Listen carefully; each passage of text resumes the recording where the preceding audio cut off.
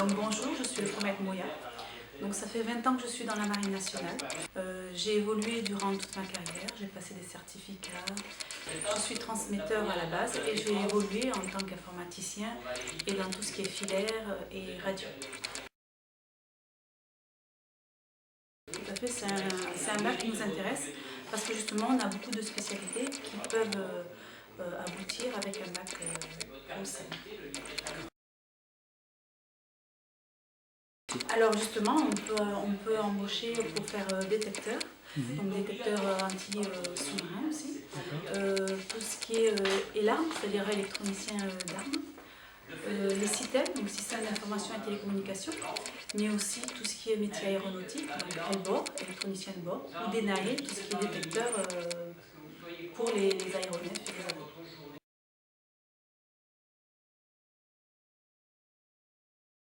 Alors on peut après un bac plus 3 postuler pour faire officier, donc officier opérationnel. Donc c'est officier sous contrat, c'est un contrat de 8 ans avec une formation d'1 an et ça nous permet après de pouvoir aller jusqu'à 20 ans de carrière. Mais, donc ça c'est bac plus 3 minimum, mais on peut aussi avec un bac ou un BTS rentrer en tant qu'officier marine. Bien, bonjour, merci de me recevoir dans votre établissement. Je suis donc l'adjudant-chef Didier Lebrise.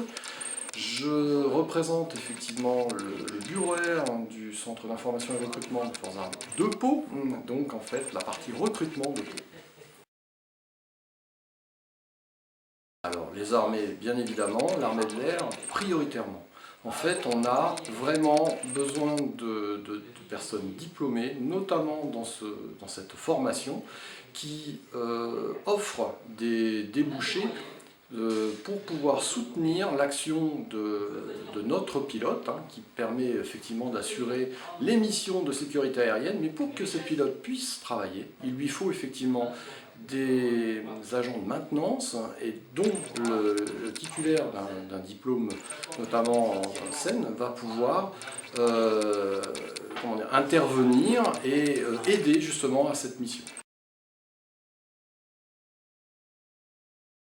Tout d'abord, être amené à travailler dans le domaine de l'avionique. La maintenance avionique, c'est tout ce qui est électronique embarqué, tout ce qui est génération électrique sur un avion. On aura également, bien évidemment, toute la partie radar, qui peut être le radar d'approche au départ d'une piste, mais également l'énorme radar que l'on aura donc en haut d'une montagne, par exemple, pour permettre d'effectuer du contrôle aérien. Ce contrôle aérien nécessite également des calculateurs. Là encore, ce spécialiste interviendra dans ce domaine de la navigation.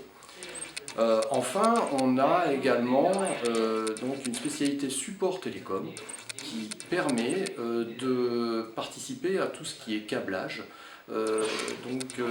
et donc intervenir en amont d'un réseau informatique.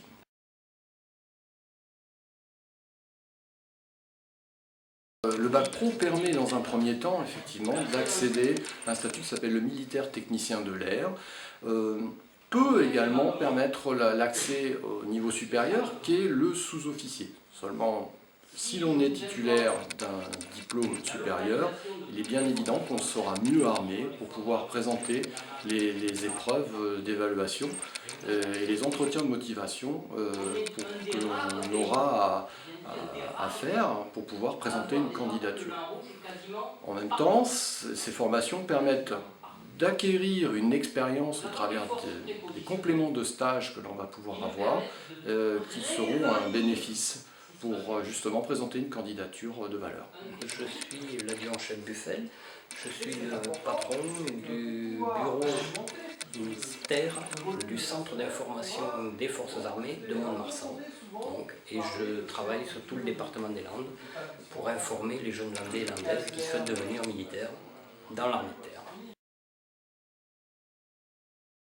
Nous sommes une armée très développée, avec de très hautes technologies. Il est bien sûr évident que tout ce qui touche au numérique, à l'électricité, à l'électronique est un domaine prédominant chez nous, qui va nous permettre un petit peu de vous étoffer et d'approfondir votre formation sur le matériel qui est spécifique à nos armées et qui va aller de plus en plus grandissant. Le fantassin de nos jours s'appelle le fantassin équipement de liaison informatisé et numérisé, FELIN. Donc comme son nom l'indique, beaucoup de formations issues de ce que vous proposez. C'est tout le domaine de la maintenance, avec aussi bien la maintenance véhicule, puisque pour exemple un Charles Leclerc, tout est numérisé à l'intérieur, donc évidemment de la maintenance, de la réparation, ça peut être également tout ce qui est optronique, tout ce qui est le radar, tout ce qui est conduite de tir, donc des domaines de haute technologie, encore une fois, qui sont très porteurs en arrivant avec une formation comme celle d'un Bac Pro 5.